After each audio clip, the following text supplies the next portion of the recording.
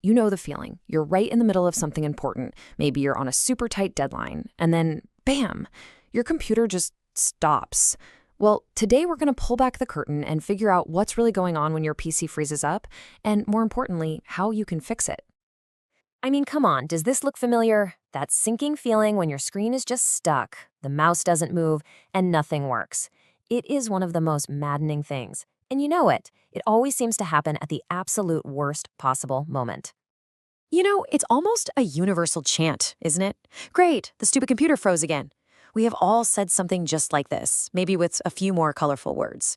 It's that moment when the tech we rely on just decides to take a vacation. So, how are we going to tackle this? Well, here's the plan. First, we'll talk about what it looks like when your PC starts acting up. Then, we'll put on our detective hats and hunt for a common culprit, viruses. After that, we'll figure out how to find the infection, how to build up your digital defenses, and we'll even wrap up with a couple of handy English phrases. Okay, let's start at the very beginning. What are we even talking about when we say a PC is acting up? This first part is all about just identifying what's going wrong. So let's get super clear on the term froze. This isn't just your computer being a little slow. No, this is a complete and total lockdown. The mouse is stuck, the keyboard is dead, the little clock in the corner isn't even ticking anymore. You are, for all intents and purposes, locked out of your own machine. It's a paperweight. The way we talk about these things is interesting. You could say your computer is malfunctioning, which, yeah, it's technically right, but who talks like that?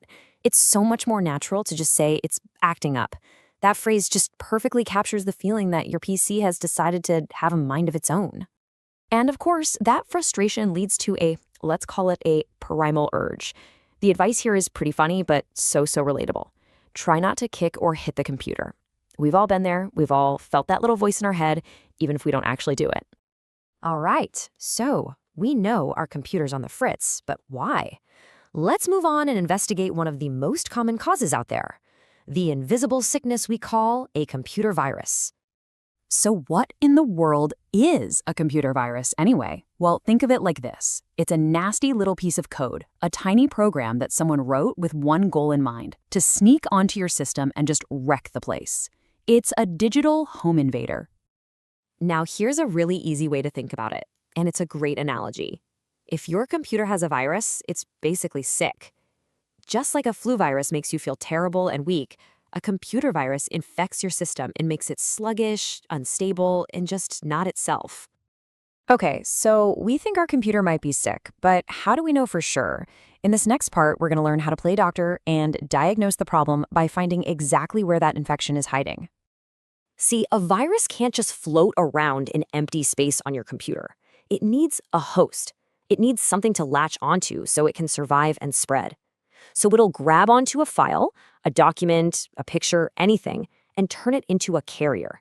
And that carrier, that's what we call an infected file.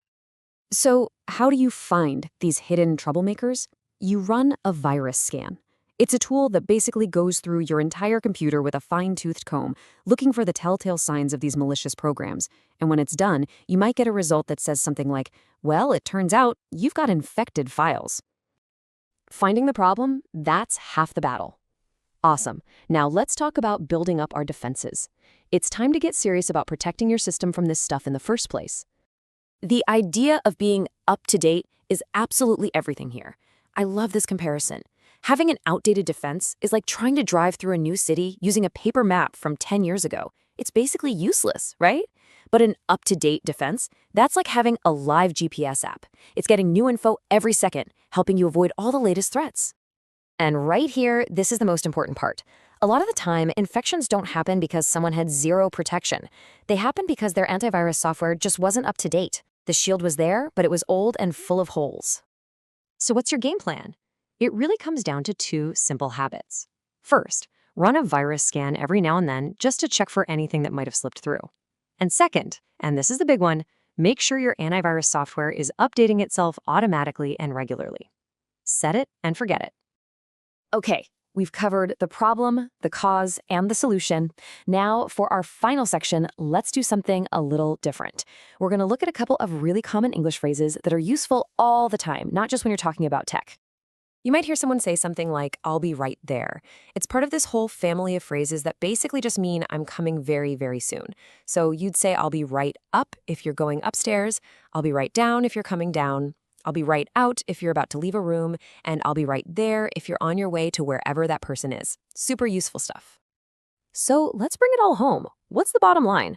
From frozen screens to those sneaky infected files, the single most important thing to remember is that an ounce of prevention is worth a pound of cure. Keeping your digital defenses strong and, most importantly, up to date is the absolute best way to avoid these headaches. And really, it's a two-way street. Your computer, with all its security software, is working around the clock trying to protect you from all sorts of junk out there. So I'll just leave you with this one question to think about. What are you doing to protect it?